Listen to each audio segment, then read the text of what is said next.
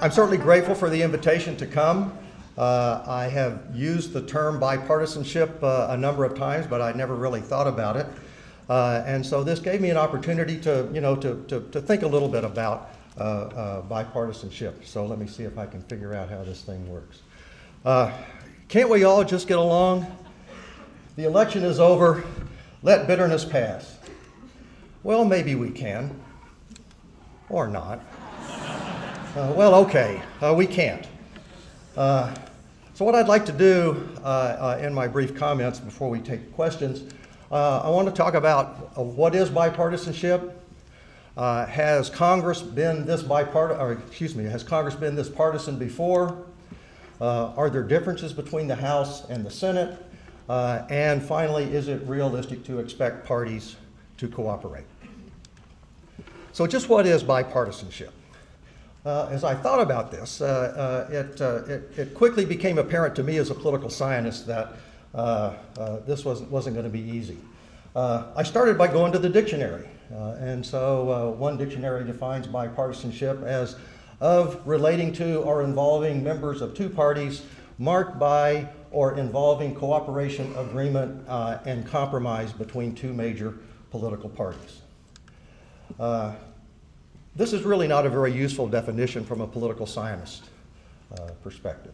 And the reason I didn't find it very useful is because it's just not clear how much cooperation and agreement are necessary before we could define some kind of a vote or coalition as bipartisan. So let's consider three types of coalition, three general types. On one end, imagine a coalition where we have 10% of Republicans voting with 100% of Democrats. Now, this is a vote that certainly involves members of two parties, but this is not really what most of us mean when we talk about bipartisanship. If you'll notice, this kind of a split is very similar to the vote in the Senate recently on President Obama's first stimulus package. There were 100% of Democrats voting in favor of it, and they managed to get 3 Republican senators to vote with them. Now, this is not, except for President Obama and a few journalists, this is not what we mean by bipartisanship. There was very little agreement. Those 3 Republicans were rapidly labeled rhinos, Republicans in name only, and one of them is not even in name only anymore because Senator, what was his name? Alan Specter, has switched to the Democratic Party. So if we look at a vote like this, it really doesn't make any sense to me to call it bipartisan, because when you have a vote where 90% of one party votes the opposite way of 100% of another party, that's really about as partisan as you can get. So now let's consider something at the other end, where half of the Republicans vote against half of the Democrats. There is substantial agreement from members of both parties, but also notice that there's really very high conflict, but it's not party conflict. It's conflict along some dimension other than party. Quite often it might be ideology, liberals versus conservatives, our region, north versus south, east versus west, or maybe even in some cases urban-rural, or something else. So I would argue that this kind of a vote also doesn't really qualify by what we usually think of as bipartisan. I would suggest that nonpartisan would be a better word to describe it. It's a vote that has a great deal of conflict, but as I point out, it's not conflict along party lines. But it's conflict along some dimension other than party. Now let's consider another vote where all Democrats and all Republicans vote the same way. There's substantial agreement, indeed substantial agreement to the point where there is an absence of conflict. Is this bipartisanship? Maybe the ultimate idea of bipartisanship? Well, I suspect that many Americans that seem to be longing for bipartisanship, this might be what they're thinking of. But I would argue that a more descriptive word is consensus. So, I've identified three general types of coalitions that occur in a legislative body like the U.S. Congress. We have some votes that involve high levels of conflict that split along party lines. We have other conflictual votes that split along some dimension other than party, and then we have those votes that are consensual. So where is the bipartisanship? Well, for me anyway, it's still a little ambiguous, but I suggest that it's somewhere among those non-party conflict and the consensus coalitions. So let's look at the U.S. Congress briefly. And so let's look to see what's the historical context. Has Congress been this partisan before? And are there different trends in the House and the Senate? So while we political scientists have difficulty defining bipartisan, we have some pretty clear ideas about what partisanship is or what a party conflict vote is. Now, the typical way that we political scientists define and measure a party vote in Congress is a vote on which a majority of Democrats vote against a majority of Republicans. And almost all of the articles and books that I'm familiar with that study party voting in Congress rely on this definition. But as I was thinking about that, I've decided that that also is not a very useful definition, because if you have a vote where barely 51% of Democrats vote one way and 51% of Republicans vote the other way, that's actually a really very bipartisan vote. And in terms of defining the party positions, the two parties don't really have a position. In other democracies, parliamentary democracies, such as in in Great Britain, their votes are almost always unanimously partisan. 100% of Labor Party members voting against 100% of Conservative Party members. And there are a handful of studies by American political scientists who do use a definition of a party vote defined as one in which 90% of one party votes against 90% of another party.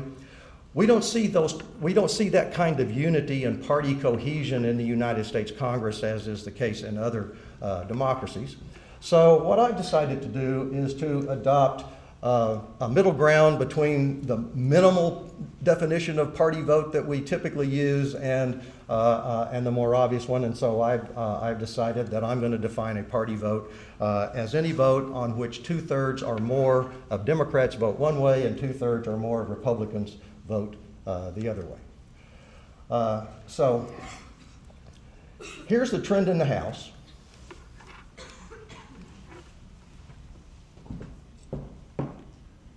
All right.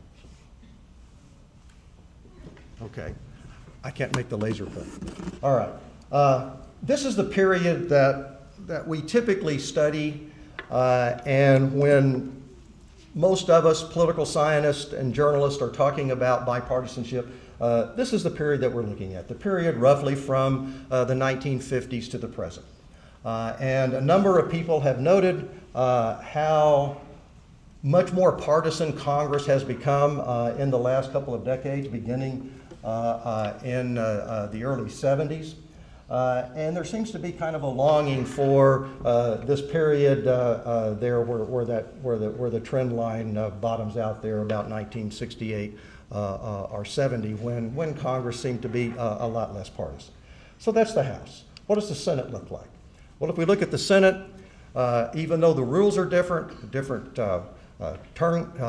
lengths of their terms and so forth, the trend in the Senate looks remarkably the same as the House. So when we look at Congress in this contemporary era, it's obvious that it's become much more partisan than most of us are accustomed to. Well, what does that look like in historical context?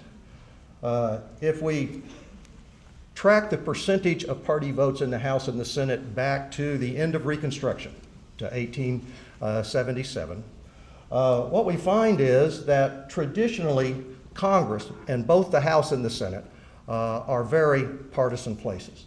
And yes, it is the case that partisanship in Congress has gone up in recent years. By historical standards, it's really not particularly high. So I want to propose another perspective on bipartisanship. After I thought about it, I finally just gave up my hands and I said, all right, I just can't decide exactly what bipartisanship is or exactly how I would define it as a scholar who wanted to study it. But there does seem to be a fair amount of agreement on what bipartisanship is not. It's not partisan. So we've already learned that we have two flavors of nonpartisan votes in Congress. There are those consensus votes where everybody agrees, and then there are those conflict votes, those votes where the members of Congress are divided, but they don't divide along party lines. And so I want to argue that if we want to look at, or if we want to observe bipartisanship in Congress, that we should look at the aggregate level. And in particular look at what is the mix or the distribution of consensus plus non-party conflicts, and right, so it's in those two types of votes where we're going to find bipartisanship. And so there's what the mix of consensus votes, non-party conflict votes, and party conflict votes are. The red part, those are the party votes defined as I have defined them. You can see the same trend there that you saw earlier. But notice that the proportion of non-party conflict votes is fairly large, that Congress is a conflictual place and they disagree about a lot of things. But for much of recent history, that conflict has not been conflict along party lines, whereas in the 18th and early 19th century, party conflict was much higher. What I found interesting about this is that notice the percentage of consensus votes in the blue area up there, that at the same time that party voting has been going up in Congress, we also see that, in general, there's been a trend toward more votes that where 90%, where fewer than 90% of the members of the chamber vote in dissent. And again, there is the Senate, essentially the same trends and patterns in the Senate, a lot of non-party conflict, but also an increase in the number of consensus votes. So, is it reasonable to expect parties to cooperate? Well, in a word, no. Politics is about conflict. One of the more famous definitions that political scientists have come up with for defining politics was by a political scientist named Harold Laswell, who published a book, the title of which was Politics: Who Gets What, When, and How. So politics is a process of resolving conflicts that people have about who gets what and when. One useful way to think about political parties as institutions is to view them as teams that compete for power. They compete in elections, and then once the elections are over, then they compete to make decisions about who gets what, when, and how. So it's inevitable that we're going to have party conflict. The parties are going to disagree on policy, that is, who gets what, when, and how. But we also need to remember that political parties are going to disagree and have always disagreed just because they're on opposite teams. And if we carry this team metaphor a little bit farther, I was thinking back to the Super Bowl. Nobody really expected the New Orleans Saints and the Baltimore Colts to cooperate in running those plays. And so to the extent that political parties are teams, it's probably not realistic to expect them to cooperate with one another, to help the other one run plays and score points. So, can't we all just get along? Well, party conflict in Congress is higher now than it's been in decades. But it's not unusual by historical standards. Historically, Congress has been a much more partisan place. And if you look at those trends, what we also discover is that the period of relatively low party conflict in the 1950s and 60s, that's the period that's really unusual in American history. But it seems to be that that's the period that many people seem to be longing for or referring to when we call for bipartisanship. But as I recall, well, I lived through that era and studying that era. We weren't any more satisfied with the situation then as we are now. We also need to keep in mind that total conflict, the combination of partisan conflict and non-party conflict, might even be a little bit lower than it has in the past. So, why all this complaining about partisanship in Congress? Well, Americans have always been ambivalent about political parties. We can go all the way back to George Washington's farewell address, where he warned the nation against the baneful effects of party. The founders, the framers of our Constitution, made a number of comments that indicated that, that they thought parties were bad things. But these same men that expressed this view in opposition to parties were also the same people that were in the process of quickly developing political parties very early on in our American history.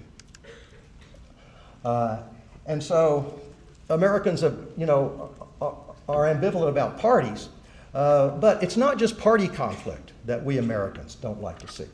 Americans don't like to see political conflict in general, which also strikes me as a political scientist as a little odd, because we like to see conflict, on the football field or on the basketball court, but when we see our party teams competing with one another, we seem to find that distasteful. So politicians routinely say that they want to govern in a bipartisan fashion. They don't mean it. Well, they probably do mean it, or some of them probably mean it, and they mean it sincerely. But once they get in office, or once we get down to the business of governing, they quickly discover that it's probably not realistic. And I think back to the recent presidential election, and Senator McCain gave what struck me as an incredibly gracious concession speech. And he noted that he and Senator Obama had been debating their differences, and they had significant differences on policy. But he ended up his speech pledging, and that's the word he used, I pledge to Senator Obama to do everything that I can to help him solve the nation's problems. But just within a few weeks into the Obama administration, even though the president seemed to make overtures to reach out to Republicans, Senator McCain, inevitably in my view, had to assume the role as the leader of the opposition party and oppose the stimulus package and virtually everything else that the quarterback of the winning team was supporting. And this brings me to my point that politicians figured out a long, long time ago that political parties are necessary to achieve their goals. They're necessary in order to help politicians get elected, to organize national coalitions to win presidential elections, statewide coalitions to win Senate elections, and district coalitions to win district elections. And then once they get in office, they also discover that they need political parties as a way to organize policy making in the legislature. And political scientists who have studied political parties over time generally agree, and political scientists have come to a consensus on this for a long time, that democracy on a wide scale probably couldn't work if it weren't for political parties. You talk about the bipartisanship and this, but I didn't see anything there about the intensity. I would assume that pre-Civil War days, pretty intense, and so is there some way you can figure that out? And you're right. I didn't talk about intensity. We could study the rhetoric, and to see how nasty we're being to one another. And I suspect that if we did study that, we would find that politicians are yelling at one another, calling each other names at a significant rate now. But again, historically, the anecdotal evidence that we have is that politics in earlier periods of our history were just as intense.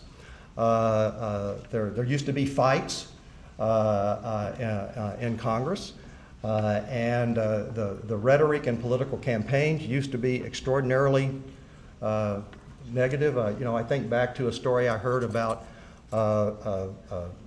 Abraham Lincoln, who apparently, we didn't have public opinion polls back then, but he was apparently very unpopular with some people, and so some member of another party accused him of being two-faced, and his comment was, well, he didn't think that was fair because he said, if I had another face, do you think I'd be wearing this one?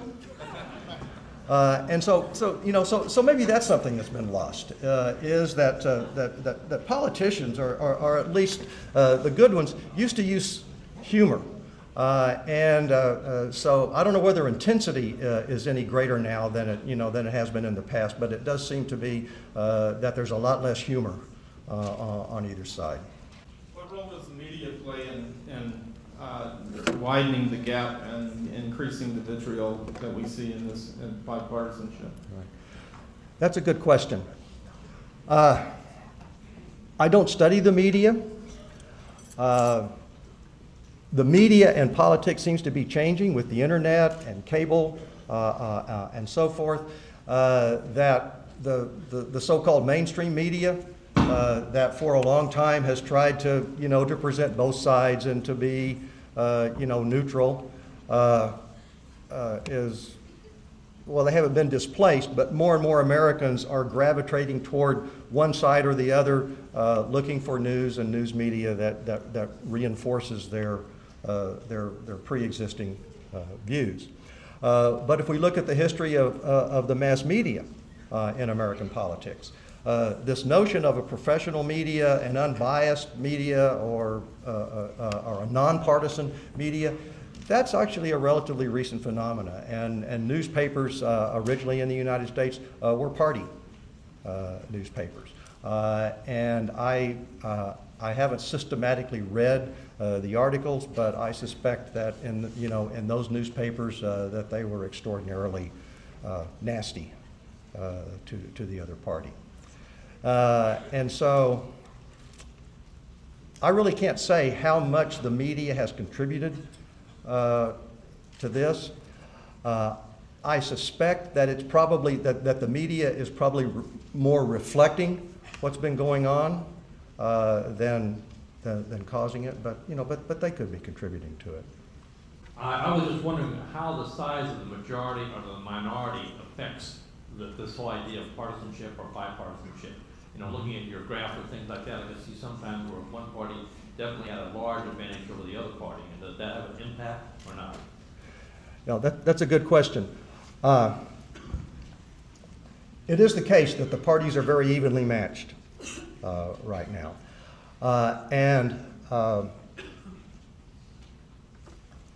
When a party is small and closely matched, it becomes much more important to remain unified. As party majorities grow, whichever party it is that gets up to 65% of the members in a chamber, in order to elect that many members, something has to happen. I mean, there has to be some big issue that galvanizes voters, or the party has to make compromises and be willing to support and help elect members that represent states or districts where the voters have preferences that on policy that are somewhat different than what the mainstream of the party has. And I think that was the case, during the period from the early 50s, late 40s, early 50s until the 1970s, when you had considerable ideological and policy diversity in both parties. There was a sizable block of conservative Democrats in the Democratic caucus, a somewhat smaller block of moderate and liberal Republicans in the Republican caucus.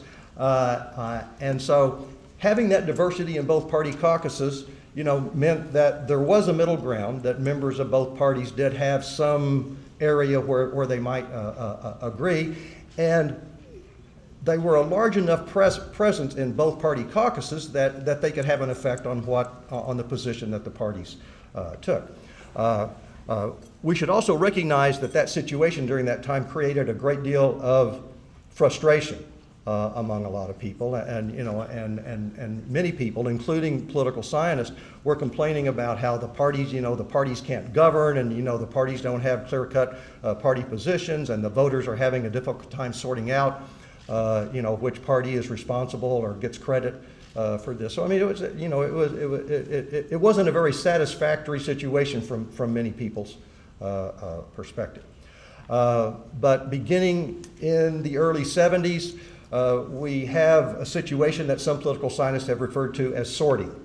And so all of those, or almost all of those conservative Democrats have been squeezed out of the Democratic Party and the Democratic caucus and have drifted over to the Republican side, and almost all of those liberal Republicans have been squeezed out of the Republican Party, and they've drifted over to the Republican side. And so in both party caucus, in Congress right now, we find very, very few moderates in either caucus. Probably one or two more on the Democratic side than on the Republican side, but not enough to create a basis for cooperation. And also realize that as the party caucus has become less diverse in terms of members representing constituencies with different kinds of preferences for policies, then whatever few moderates or misfits, conservative Democrats or liberal Republicans, might remain, they're under much greater pressure to toe the party line rather than forming coalitions with the other party.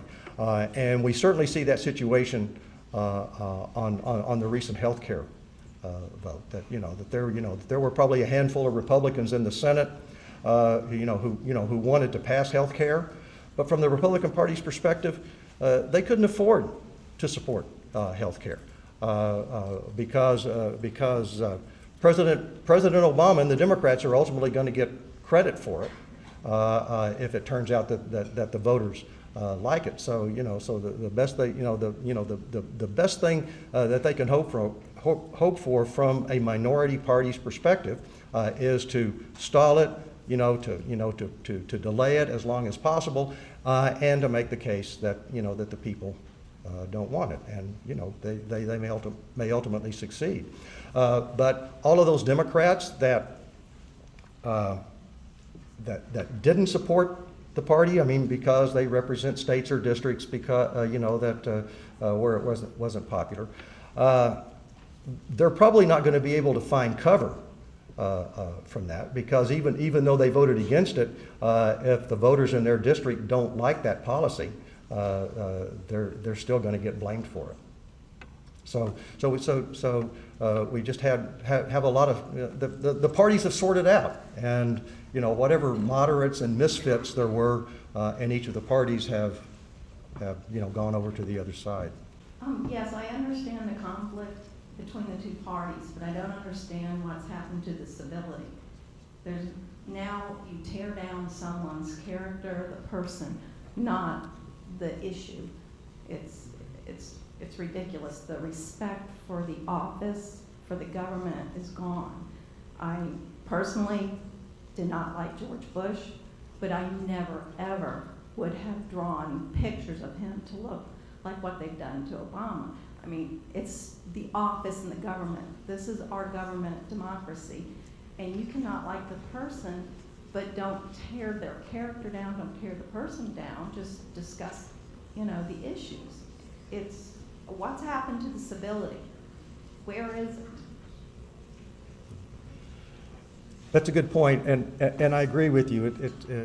It's really frustrating. And for, well, at least since the 80s, a number of members of Congress and presidents have complained about the politics of personal destruction, and it is ugly to see. But again, if we look in a broader historical perspective, that I suspect that we would find that in earlier periods of history that politics in Congress and politics in America was much less civil than it is now, and these these outrageous events, calling the president a liar during the State of the Union address, and spitting on members of Congress as they go in. It's really disgusting. But I was in college in the mid-1960s during the Vietnam War, and the anti-war side was equally nasty to supporters of the war, the veterans that came back. I mean, it was just shameful the way they were treated. And I suspect if we went back farther in history, that we would find even less civility. So you're right. That is a part of politics that we Americans really find distasteful. Congressman Mica was due to be here, and as some of you know, stayed up very late. Congressman Mica isn't here. But he did send Rusty Roberts here. Rusty is a longtime personal friend of mine. He's been the AA for Paula Hawkins in the Senate, and then for Congressman Mica for practically the last 20 years. I asked him to come up here briefly. He has to fly back out, but I asked him up briefly to just sort of tell you what it was like being there last night in the middle of all this. Rusty?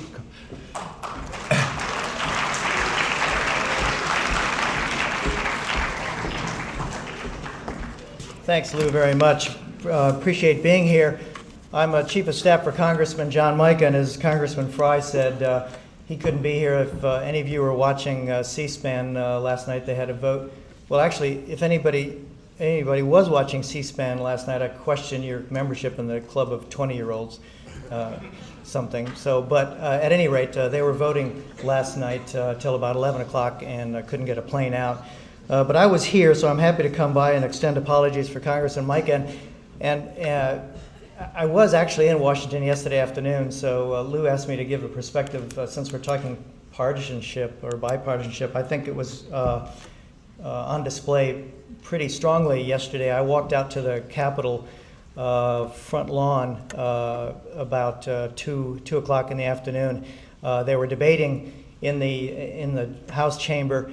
There was probably 400 or 500 people protesting the health care bill outside. There were probably 75 people actually demonstrating in favor of the health care bill. It was quite stark, the difference. It sort of reminded me of the French Revolution and storming the Houses of Parliament or something. And yes, and I saw some of the lack of civility in some of the people who were demonstrating on the anti-side and the pro-side as I was walking around. So it was pretty stark. But you know, the health care bill was probably, as the newspapers say, one of the most sweeping legislation that we've passed in quite some time, since maybe Social Security and Medicare. And speaking of bipartisanship, last night the Republicans voted 100% no.